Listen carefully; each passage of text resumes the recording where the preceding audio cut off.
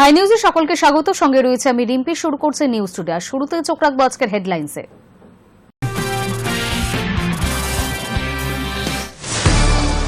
বুধবার দেশজুড়ে 10টি কেন্দ্রীয় শ্রমিক সংগঠনের ডাকা সাধারণ ধর্মঘট। জেলায় জেলায় বিক্ষিপ্ত অশান্তি ঠেকাতে লাঠিচার্জ পুলিশের।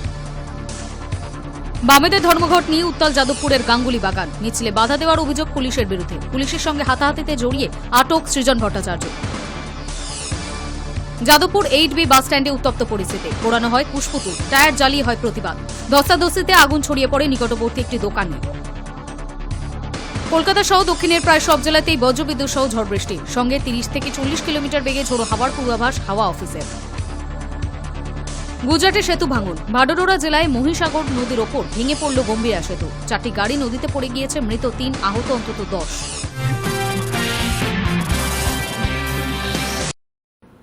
আবার ব্রিক্সকে 10% শুল্ক চাপানোর হুঁশিয়ারি দিলেন মার্কিন প্রেসিডেন্ট ডোনাল্ড ট্রাম্প।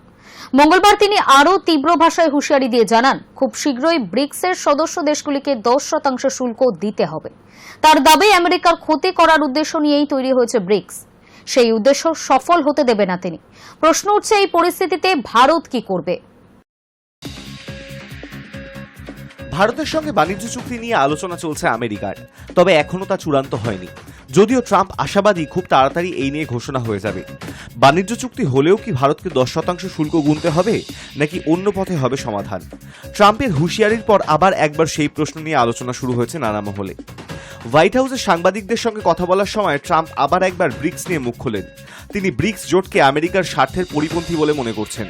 শুধু তাই নয়, ট্রাম্পের কণ্ঠে শোনা গেল খেলা হবে বার্তাও। তিনি বলেন, যদি তারা ব্রিক্সে থাকে তবে অবশ্যই তাদের 10% শুল্ক দিতে হবে। আমাদের ক্ষতি করা ডলারের অবক্ষয় ঘটানোর জন্য ব্রিক্স তৈরি হয়েছিল।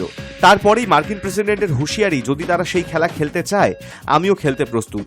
তার স্পষ্ট বার্তা, যদি কেউ ডলারের চ্যালেঞ্জ করতে চায় তবে তাদের মূল্য চোকাতে হবে। উল্লেখ্য, ব্রিক্সের প্রাথমিক সদস্য দেশগুলির মধ্যে ভারত ছাড়াও রয়েছে চীন, রাশিয়া এবং দক্ষিণ আফ্রিকা। এছাড়াও পরে এই জোটে যোগ দিয়েছে সংযুক্ত আরব আমিরশাহী, ইরান, ইথিওপিয়া, মিশর এবং ইন্দোনেশিয়া। গত রবিবার ব্রাজিলের রিও ডি জেনেইরো শহরে ব্রিক্স সম্মেলন আয়োজিত হয়। সেখানে বক্তৃতা করেন প্রধানমন্ত্রী নরেন্দ্র মোদীও। ওই সম্মেলন শেষে 31 পাতার একটি যৌথ বিবৃতি প্রকাশ করে ব্রিক্স। ওই বিবৃতিতে 13 জুন থেকে ইরানের বিরুদ্ধে শুরু হওয়া সামরিক অভিযানের নিন্দা জানানো হয়, যদিও আমেরিকা বা ইসরায়েলের নামের উল্লেখ ছিল না সেখানে। বিবৃতিতে উঠে এসেছে শুল্কের প্রসঙ্গ। ব্রিক্স জানিয়েছিল, বাণিজ্যিক নিষেধাজ্ঞামূলক বিভিন্ন পদক্ষেপ, তা সে নির্বিচারে শুল্ক বৃদ্ধি করাই হোক বা অন্য কোনো ঘোষণা, এগুলি বিশ্ব বাণিজ্যকে আরও পিছিয়ে দেয়। এক্ষেত্রে সরাসরি কোনো দেশের নাম উল্লেখ ছিল না। আমেরিকার নাম না করা হলেও শুল্ক নিয়ে এই বার্তা যে ট্রাম্পকেই, তা স্পষ্ট। তারপরেই আসে ট্রাম্পের শুল্ক হুঁশিয়ারি। আমেরিকায় দ্বিতীয়বার ক্ষমতায় আসার পর ট্রাম্প ভারত সহ একাধিক দেশের ওপর বাড়তি শুল্ক ঘোষণা করেছিলেন। ভারতের ওপর চাপানো হয়েছে 26% কর। তারপর ওই শুল্ক আরোপের সিদ্ধান্ত 3 মাস স্থগিত রাখা হয়, যে সময়সীমা শেষ হচ্ছে বুধবার 9 জুলাই। এই সময়ের মধ্যে বিভিন্ন দেশ আমেরিকার সঙ্গে বাণিজ্য নিয়ে সমঝোতার চেষ্টা চালিয়েছে। কয়েকটি দেশের সঙ্গে বাণিজ্য চুক্তি চূড়ান্ত হয়ে গিয়েছে, কথা চলছে নয়াদিল্লির সঙ্গেও। তবে এখনও ভারত আমেরিকা বাণিজ্য চুক্তি চূড়ান্ত হয়নি। তার মধ্যেই ট্রাম্প প্রশাসন জানিয়ে দেয়, যেসব দেশের সঙ্গে বাণিজ্য চুক্তি হবে না তাদের নতুন হারে আমদানি শুল্ক দিতে হবে। 1 আগস্ট থেকে তা কার্যকর হবে। কোন দেশকে কত শুল্ক দিতে হবে তা চিঠি দিয়ে জানিয়ে দেবে ট্রাম্প প্রশাসন। ইতিমধ্যেই জাপান, দক্ষিণ কোরিয়া সহ 12 দেশের কাছে ট্রাম্পের শুল্ক চিঠি পৌঁছে গিয়েছে। তার মাঝেই ব্রিক্স নিয়ে বাড়তি শুল্কের কথা আবার বললেন মার্কিন প্রেসিডেন্ট। High news network. ইস্পাত এবং অ্যালুমিনিয়ামের পণ্যের ওপর এবার তামার উপর 50% আমদানি শুল্ক আরোপের কথা ঘোষণা করলেন মার্কিন প্রেসিডেন্ট ডোনাল্ড ট্রাম্প। শুধু তাই নয়, আমেরিকায় আমদানি করা ওষুধের ওপর শুল্কের হার 200% পর্যন্ত বৃদ্ধি হতে পারে বলেই জানান তিনি। তবে এখনই ওষুধের ওপর কর বসাচ্ছেন না ট্রাম্প প্রশাসন। ওয়াশিংটনের এই পদক্ষেপ নয়াদিল্লির কাছে খুবই তাৎপর্যপূর্ণ। ইস্পাত এবং অ্যালুমিনিয়াম পণ্যের পর এবার তামার উপরে 50% আমদানি শুল্ক আরোপের কথা ঘোষণা করলেন মার্কিন প্রেসিডেন্ট ডোনাল্ড ট্রাম্প। শুধু তাই নয়, আমেরিকায় আমদানি করা ওষুধের ওপর শুল্কের হার 200% পর্যন্ত বৃদ্ধি হতে পারে বলে জানিয়েছেন তিনি। তবে এখনই ওষুধের ওপর কর বসাচ্ছেন না ট্রাম্প প্রশাসন। ওয়াশিংটনের এই পদক্ষেপ নয়াদিল্লির কাছে খুবই গুরুত্বপূর্ণ। মঙ্গলবার ক্যাবিনেটে বৈঠকে তামার ওপর কর বসানোর প্রস্তাব নিয়ে আলোচনা হয়, তাতে শিলমোহর দেন ট্রাম্প। তিনি বলেন, আমরা তামার উপরে শুল্ক আরোপ করছি। এই শুল্কের হার 50% বৃদ্ধি হতে পারে। তবে কবে থেকে নতুন হারে কর ধার্য হবে? মার্কিন বাণিজ্য সচিব হাওয়ার্ড লুটনিক সিএনবিসিকে জানিয়েছেন, জুলাই মাসের শেষে অথবা আগস্টের 1 তারিখ থেকে তামার ওপর নতুন হারে শুল্ক ধার্য হতে পারে। ট্রাম্প আরও জানান, ওয়াশিংটনে শীঘ্রই ওষুধ নিয়ে একটি ঘোষণা করা হবে। তবে বিষয়টি আলোচনা করার জন্য ঔষধ প্রস্তাবকারক দেশগুলিকে সময় দেওয়া হবে। মার্কিন প্রেসিডেন্টের কথায় 1 থেকে 1.5 বছর সময় দেব, তারপরে শুল্ক আরোপ করা হবে। উচ্চ হারে শুল্ক কার্যকর করার কথা জানায় ট্রাম্প। উল্লেখযোগ্য, গত ফেব্রুয়ারিতে অ্যালুমিনিয়াম এবং ইস্পাতজাত পণ্যের ওপর বাড়তি 25% আমদানি শুল্ক আদায় করার কথা জানায় ট্রাম্প প্রশাসন। ট্রাম্পের আবার শুল্ক ঘোষণায় চিন্তার ভাঁজ পড়তে শুরু করেছে ভারতের কপালে। ভারতে তৈরি ঔষধের বড় বাজার রয়েছে আমেরিকায়। বলা চলে, ঔষধ শিল্পে আমেরিকা ভারতের বৃহত্তম বিদেশি বাজার। এছাড়াও আমেরিকার কাছ থেকে তামা এবং তামাজাত পণ্যের অন্যতম রফতানিকারক ভারত। 2023 থেকে 24 সালে ভারত আমেরিকার বাজারে 2790 কোটি মার্কিন ডলারের ওষুধ রপ্তানি করেছে। 2024-25 সালে আমেরিকার বাজারে ভারত থেকে তামা এবং তামাজাত পণ্যের পৌঁছেছে 36 কোটি মার্কিন ডলারে। তামার ওপর শুল্ক ঘোষণার পাশাপাশি ব্রিক্সকেও 10% কর ধার্য করার হুমকি দিয়েছে মার্কিন প্রেসিডেন্ট। জানান, খুব শীঘ্রই ব্রিক্সের সদস্য দেশগুলোকে 100% শুল্ক দিতে হবে। তার দাবি, আমেরিকায় ক্ষতি করার উদ্দেশ্য নিয়েই তৈরি হয়েছে ব্রিক্স। সেই উদ্দেশ্য সফল হতে দেবেন না তিনি। ট্রাম্প ব্রিক্স জোটকে আমেরিকার স্বার্থের পরিপন্থী বলে মনে করা হচ্ছে। শুধু তাই নয়, ট্রাম্পের কণ্ঠে শোনা গিয়েছে, খেলা হবে বার্তাও। মার্কিন প্রেসিডেন্টের হুঁশিয়ারি, যদি তারা ব্রিক্সের সদস্যদের সেই খেলা খেলতে চায়, আমিও খেলতে প্রস্তুত। তার স্পষ্ট বার্তা, কেউ যদি ডলারকে চ্যালেঞ্জ করতে চায়, তবে তাদেরকেও মূল্য চোকাতে হবে। Hi news network.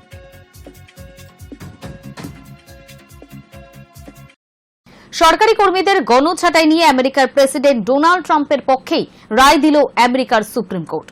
মার্কিন সুপ্রিম কোর্ট জানিয়ে দিয়েছে, সরকারি কর্মীদের গণছাঁটাইয়ের প্রক্রিয়া চালাতে পারবে ট্রাম্পের প্রশাসন। এই বিষয়ে সুপ্রিম কোর্ট কোনো আপত্তি করছে না। তবে সরাসরি কর্মীদের গণছাঁটাই মামলা এখনো চলবে। সরকারি কর্মীদের গণছাঁটাই নিয়ে আমেরিকার প্রেসিডেন্ট ডোনাল্ড ট্রাম্পের পক্ষেই রায় দিল সে দেশের সুপ্রিম কোর্ট। মার্কিন সুপ্রিম কোর্ট জানিয়ে দিয়েছে, সরকারি কর্মীদের গণছাঁটাইয়ের প্রক্রিয়া চালাতে পারবে ট্রাম্পের প্রশাসন। এই বিষয়ে সুপ্রিম কোর্টের কোনো আপত্তি নেই, তবে মামলা এখনো চলবে। আমেরিকার বিদেশ দপ্তর, রাজস্ব দপ্তর, আবাসন ও নগর উন্নয়ন দপ্তর এবং সামাজিক সুরক্ষা প্রশাসন সহ 19টি সরকারি প্রতিষ্ঠানে গণছাঁটাই করতে চাইছেন ট্রাম্প। ওই দপ্তর এবং এজেন্সিগুলিতে ঢালাও পরিবর্তন করতে চাইছে তার প্রশাসন। এর ফলে হাজার হাজার সরকারি কর্মী কাজ হারাতে পারেন বলেই আশঙ্কা করা হচ্ছে। মার্কিন কংগ্রেসে কোনো আলোচনা না করেই ওই সিদ্ধান্ত নেওয়া হয়েছে বলে অভিযোগ।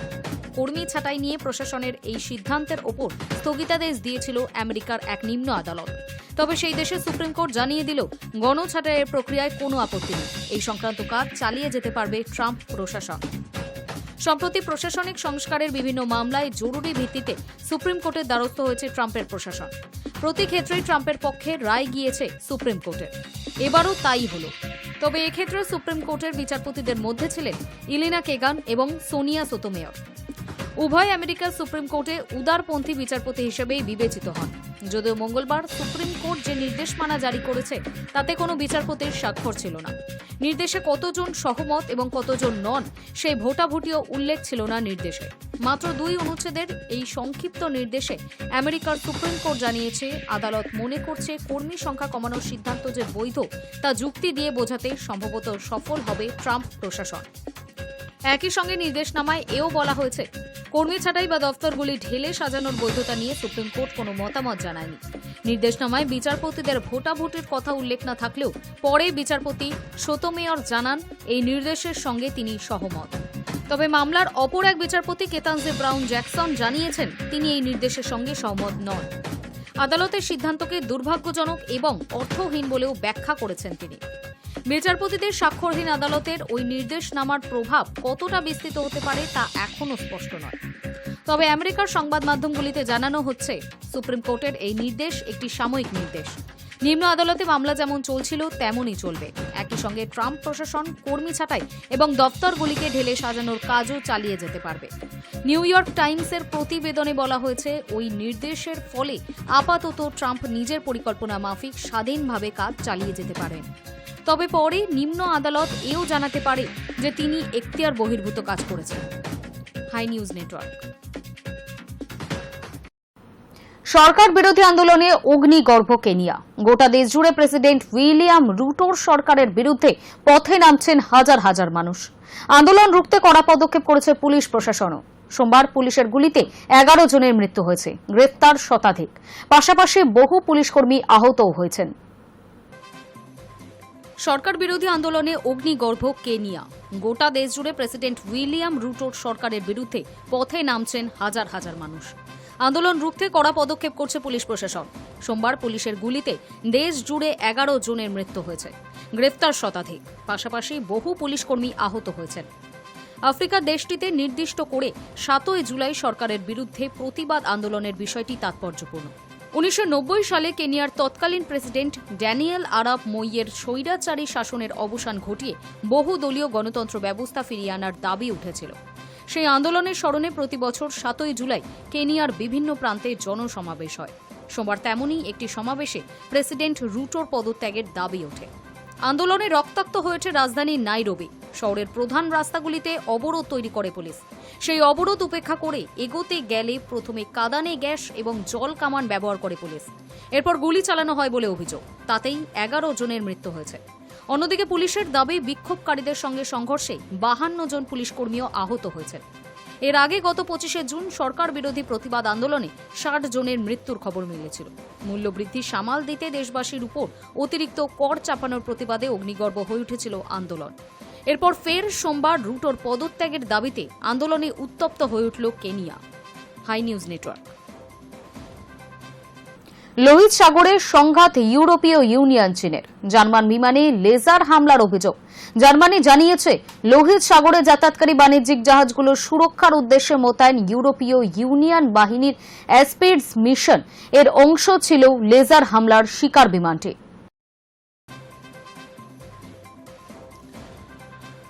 ইয়েমেনের হুথি বিদ্রোহীদের পরে এবার লোহিত সাগরে আগ্রাসী রূপ চীনের।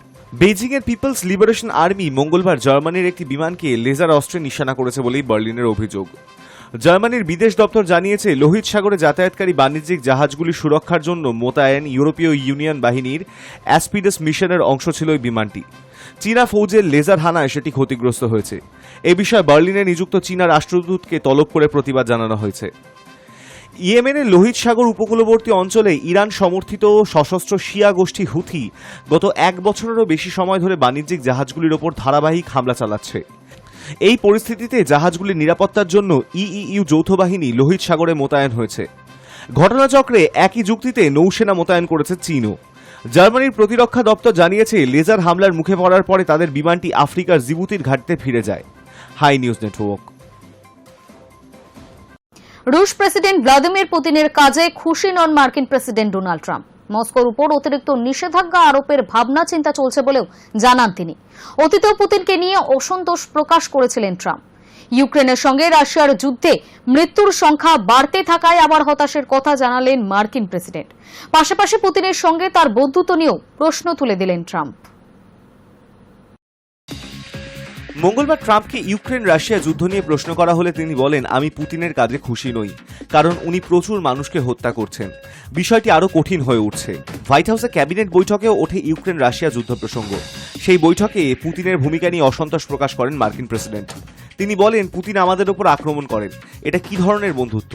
একই সঙ্গে ট্রাম্প জানান, ইউক্রেনে নৃশংস অভিযান চালানোর ব্যাপারে পুতিনের কূটনৈতিক দৃষ্টিভঙ্গি উপহাসের সমান। যুদ্ধ বন্ধ না করায় রাশিয়ার বিরুদ্ধে কঠোর পদক্ষেপের পথে হাঁটতে পারে আমেরিকা, সেই ইঙ্গিতও দিলেন ট্রাম্প। তার কথায়, আমরা একটি নিষেধাজ্ঞা বিল নিয়ে আলোচনা করছি, খুব শীঘ্রই বিষয়টি জানতে পারবেন সকলে। রাশিয়ার সঙ্গে যুদ্ধে ইউক্রেনকে প্রথম থেকেই সমর্থন করে আসছে আমেরিকা।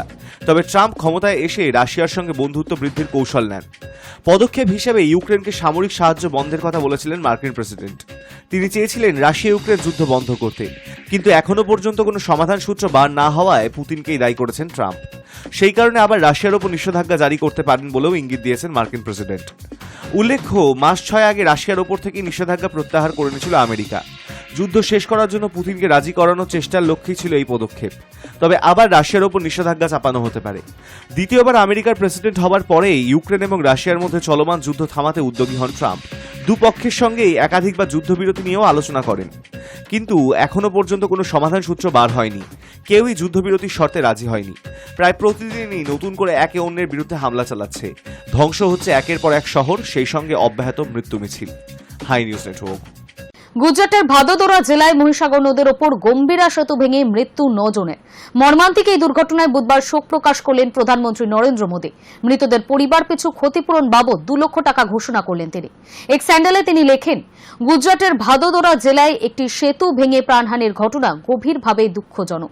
এই দুর্ঘটনায় যারা নিজেদের প্রিয়জনদের হারিয়েছেন তাদের প্রতি আমার সমবেদনা। প্রার্থনা করি আহতরা দ্রুত সুস্থ হয়ে উঠুক।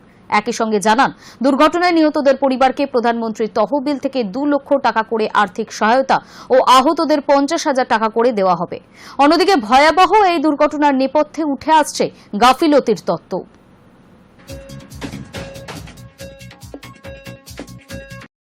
নিয়ে নেব একটা ছোট্ট বিরতি।